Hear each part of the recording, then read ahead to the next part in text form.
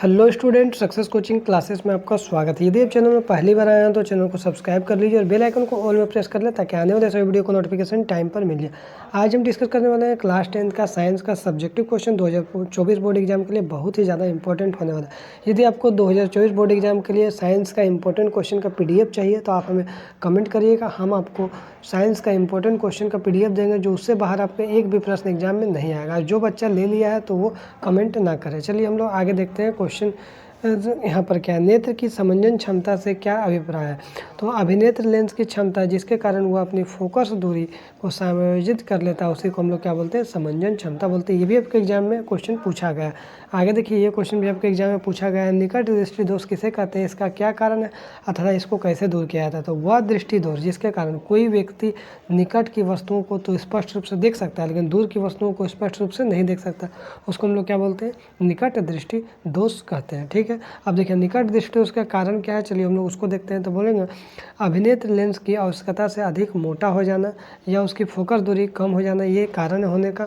और दूसरा नेत्र गोलक का लंबा हो जाना। यदि आपको निकट दृष्टि दोष हो गया तो उसका उपाय क्या करिएगा, तो इस लेंस को दूर करने के लिए हम लोग अवतल लेंस का चश्मा का प्रयोग करते हैं। निकट दृष्टि दोष दूर करने के लिए अवतल लेंस का चश्मा का प्रयोग करते हैं। आगे देखिए, ये भी आपको क्वेश्चन पूछ सकता है, दीर्घ दृष्टि दोष क्या है, इसके क्या कारण है तथा इसके दूर करने को उपाय। तो सेम जस्ट उसका उल्टा देखेंगे, वह दृष्टि दोष जिसके कारण कोई व्यक्ति दूर की वस्तुओं को तो स्पष्ट देख सकता है परंतु निकट की रखी वस्तुओं को साफ साफ नहीं देख पाता, उसको दीर्घ दृष्टि दोष बोलते हैं। इस स्थिति में प्रतिबिंब क्या होता है, दृष्टि पटल के पीछे बनता है। इसका दोष क्या है भैया, कारण क्या है, तो अभिनेत्र लेंस की फोकस दूरी क्या होता है, बढ़ जाना और नेत्र गोलक का छोटा हो जाना। तो इसको भैया ठीक कैसे करेंगे, तो इस दोष को दूर करने के लिए उत्तल लेंस का चश्मे का हम लोग प्रयोग करते हैं। ठीक है, आगे देखते हैं इंपॉर्टेंट क्वेश्चन क्या। अब निकट दृष्टि दोष और दीर्घ दृष्टि दोष में कभी कभी अंतर में पूछ लिया जाता है। चलिए अंतर देखते हैं। तो इस दोष में व्यक्ति निकट की वस्तुओं को साफ साफ देख सकता है लेकिन दूर की वस्तुओं को साफ साफ नहीं देख सकता, उसको क्या बोलते हैं, निकट दृष्टि दोष बोलते हैं। नेत्र गोलक का लंबा हो जाना, ये इसका है। और तीसरा पॉइंट लिखेंगे, नेत्र गोलक की फोकस दूरी कम हो जाना। इस दोष में प्रतिबिंब रेटिना के सामने बनता है। इस दोष को दूर करने के लिए अवतल लेंस का चश्मे का प्रयोग करते हैं। अब देखिए, दूर दृष्टि दोष में क्या अंतर लिखेंगे, तो इस दोष से ग्रसित व्यक्ति दूर की वस्तुओं को साफ साफ देख पाता है लेकिन नज़दीक की वस्तुओं को साफ साफ देख नहीं पाता। नेत्र गोलक का छोटा हो जाना दूसरा लिखेंगे। तीसरा, नेत्र लेंस की फोकस दूरी बढ़ जाना। इस दोष में प्रतिबिंब रेटिना के पीछे बनता है। इस दोष को दूर करने के लिए उत्तल लेंस चश्मे का प्रयोग करते हैं। तो हमारा क्या क्वेश्चन देखें, निकट दृष्टि दोष और दूर दृष्टि दोष में अंतर देख लें।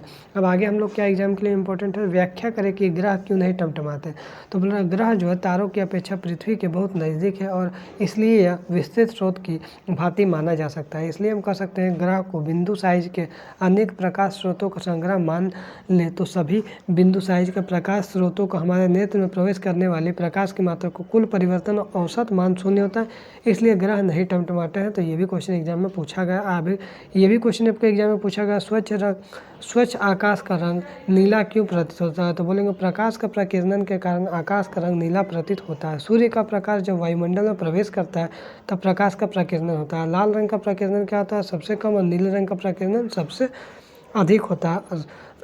रंग के प्रकीर्णन नीले रंग के अधिकतर होती है, इसलिए आकाश हमें रंग नीला दिखाई देता है। आगे देखिए, ये भी क्वेश्चन पूछा गया एग्जाम में, किसी अंतरिक्ष यात्री को आकाश नीले की अपेक्षा काला क्यों दिखाया जाता है। तो अंतरिक्ष में वायुमंडल या अन्य सूक्ष्म कण नहीं होते हैं अतः सूर्य से आती प्रकाश की किरणें का प्रकीर्णन नहीं होता है। इसके कारण क्या होता है, अंतरिक्ष यात्री को आकाश नीले की अपेक्षा काला प्रतीत होता है। ये भी क्वेश्चन आपका एग्जाम में, बोर्ड एग्जाम में पूछा गया।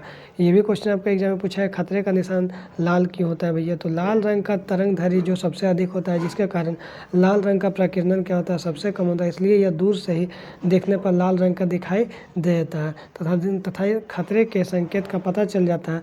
लाल रंग का प्रकीर्णन को कोहरे या धुएं में भी बहुत कम होता है।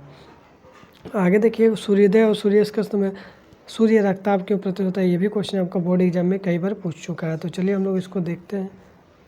तो बोल रहा प्रकाश के प्रकीर्णन के कारण सूर्य उदय के समय सूर्य रक्ताभ प्रतीत होता है।